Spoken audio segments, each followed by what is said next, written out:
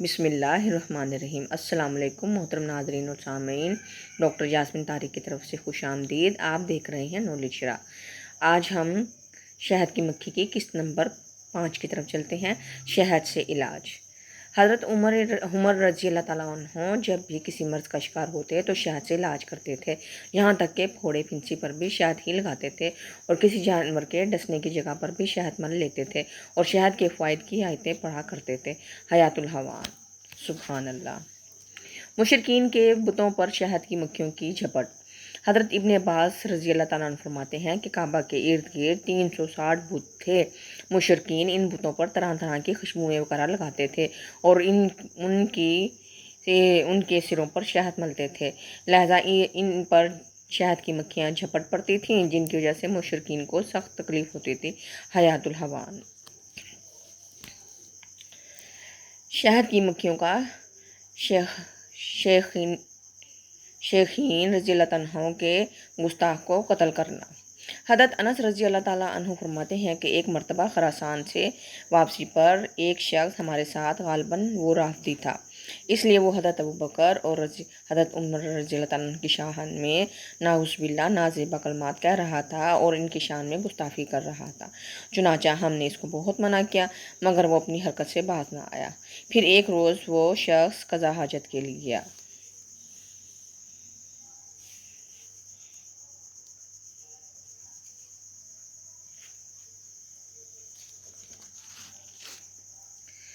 کافی دیر گزر گئی، وہ نہ آیا۔ ہم نے بہت انتظار کیا، پھر ہم نے اس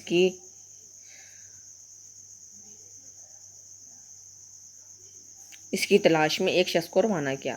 تھوڑی دیر بعد وہ خوفزدہ سا دوڑتا ہوا آیا اور ہمیں وہاں لے گیا۔ ہم وہاں پہنچ کر دیکھا کہ وہ ایک قضائے حاجت کے لیے ایک سوراخ پر بیٹھا ہوا تھا اور اس کو شہد کی مکھیوں کا پورا جھنڈ چمٹا ہوا تھا اور ان مکھیوں نے کاٹ کاٹ کر اس کے جوڑ الگ کر ڈالے۔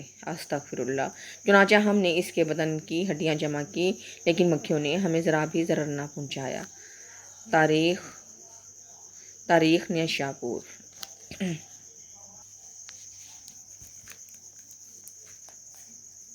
حیثیت کے مطابق حضرت منصور بن عماد رضی اللہ تعالیٰ عنہ نے بیان کیا کہ میرے والد کا بیان ہے کہ ایک عورت حضرت لیث سے ایک پیالہ میں شہد مانگنے آئی۔ انہوں نے کہا کہ میرے فلاں وکیل کے پاس جا۔ وہ اس کے پاس گئی تو اس نے اس کو 120 رطل دے دیا۔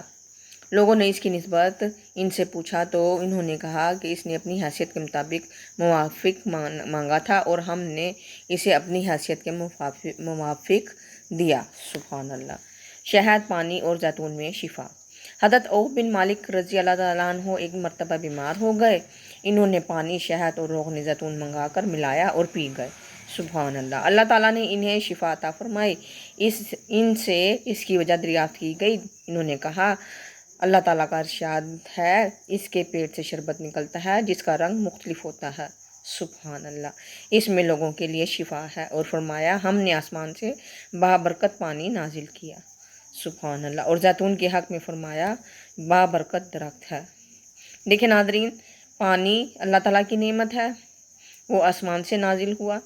شہد کی مکھی کا قرآن پاک میں ذکر ہے اور زیتون کے بارے میں بھی قرآن میں ذکر ہے، بابرکت درخت ہے۔ تو سبحان اللہ، تینوں برکت والی چیزوں کو ملا کر پینے سے اللہ تعالیٰ نے شفا دی۔ امام غزالی رضی اللہ تعالیٰ عنہ نے امام غزالی رحمۃ اللہ علیہ نے کتاب الصحاح میں بیان کیا ہے کہ حضرت موسیٰ نے پوچھا، مولا کریم، مرض اور شفا کس کی جانب سے ہے؟ اللہ تعالیٰ نے ارشاد فرمایا، میری جانب سے۔ انہوں نے پوچھا، پھر اتباع کیا کرتے ہیں؟ ارشاد ہوا، اپنا رزق کھاتے ہیں اور میرے بندوں کا دل خوش کرتے ہیں، یہاں تک کہ میری جانب سے قبض روح یا شفا پہنچتی ہے۔ سبحان اللہ۔ کنویں میں دودھ اور شہد۔ امام احمد بن حنبل رضی اللہ رحمۃ اللہ علیہ کے استاد بن عیاش بڑی جلالت شان والے محدث اور بعمل عامل تھے۔ 40 برس تک زمین سے پیٹ نہ لگائی، بڑی عبادت گزار اور زاہد و زندہ دار تھے۔ اپنے مکان کے صرف ایک کونے میں صرف 18,000 ختم قرآن شریف کیا۔ سبحان اللہ۔ ان کی مشہور کرامت یہ ہے کہ انہوں نے زمزم شریف کے کنویں میں ایک مرتبہ ڈول ڈال کر ایک ڈول بھر کر دودھ نکالا اور ایک مرتبہ ڈول بھر کر شہد نکالا۔ سبحان اللہ۔ خلیفہ ہارون رشید آپ رحمۃ اللہ علیہ نصیحت فرماتے رہتے تھے، وہ آپ کا بہت زیادہ معتقد تھا، چنانچہ ایک مرتبہ اس نے 6,000 دینار آپ کی خدمت میں نذرانہ بھی پیش کیا۔ 193 ہجری میں 96 برس کی عمر پا کر وصال فرمایا۔ ایک بزرگ کا عجیب واقعہ۔ عبد الواحد بن زید رحمۃ اللہ علیہ ایک بہت بڑے بزرگ گزرے ہیں۔ وہ فرماتے ہیں کہ ایک دفعہ میں اور حضرت ایوب سختیانی سفر پر گئے۔ ہم ملک شام کے ایک راستے پر جا رہے تھے۔ ہم نے دیکھا کہ ایک سیاہ رنگ کا آدمی لکڑیوں کا گٹھا سر پر اٹھائے آ رہا ہے۔ وہ قریب آیا تو میں نے اس سے بطور امتحان پوچھا، ترجمہ یعنی اے کالے رنگ والے تیرا رب کون ہے؟ اس نے کہا، ترجمہ یعنی آپ مجھ جیسے انسان سے یہ سوال کر رہے ہیں۔ پھر اس نے آسمان کی طرف سر اٹھا کر کہا، اے اللہ، آپ ان لکڑیوں کو سونا بنا دیں۔ بس اچانک وہ لکڑیاں سونا بن گئیں۔ سبحان اللہ۔ پھر اس نے کہا، آپ نے یہ دیکھ لیا؟ ہم نے کہا، جی ہاں۔ پھر کہا، ترجمہ یعنی اے اللہ، آپ اس سونے کو دوبارہ لکڑیوں کا گٹھا بنا دیں۔ بس وہ سونا پہلے کی طرح لکڑیوں کا گٹھا بن گیا۔ حضرت عبد الواحد رحمۃ اللہ فرماتے ہیں کہ میں اس عبد اسود سیاہ رنگ والے آدمی سے سخت شرمندہ ہوا۔ ترجمہ یعنی میں اس کے سامنے اتنا شرمندہ ہوا کہ اتنا شرمندہ کبھی کسی کے سامنے نہیں ہوا۔ پھر میں نے ان سے پوچھا کہ آپ کے پاس کھانا ہے؟ انہوں نے سامنے کی طرف ہاتھ سے اشارہ کیا۔ ترجمہ یعنی فوراً ہمارے سامنے شہد کا ایک بڑا پیالہ نمودار ہوا جو برف سے زیادہ ٹھنڈا، برف سے زیادہ سفید اور مشک سے زیادہ خوشبودار تھا۔ سبحان اللہ۔ انہوں نے فرمایا، کھاؤ، یعنی قسم ہے اس ذات کے جس کے سوا کوئی معبود نہیں، یہ شہد کی مکھی کے پیٹ سے نکلا ہوا نہیں۔ بس ہم نے وہ شہد کھا لیا اور اس سے زیادہ میٹھی چیز ہم نے کبھی نہیں کھائی تھی۔ ہمیں بڑا تعجب ہوا۔ انہوں نے فرمایا کہ عارف باللہ، اللہ تعالیٰ کی ذات معرفت رکھنے والا اللہ تعالیٰ کی نشانیوں اور اس کی قدرت کے کرشموں سے حیران نہیں ہوتا، اور جو حیران ہو سمجھ لو کہ وہ اللہ تعالیٰ سے دور ہے، یعنی اسے اللہ تعالیٰ کی معرفت حاصل نہیں ہوتی، اور جو آدمی اس قسم کے کرشموں سے متاثر ہو کر اللہ تعالیٰ کی مدد کرے وہ اللہ تعالیٰ کی عظمت سے ناواقف ہے۔ ریفرنس رود الریحان بحوالہ ترغیب المسلمین، صفحہ 161۔ سبحان اللہ۔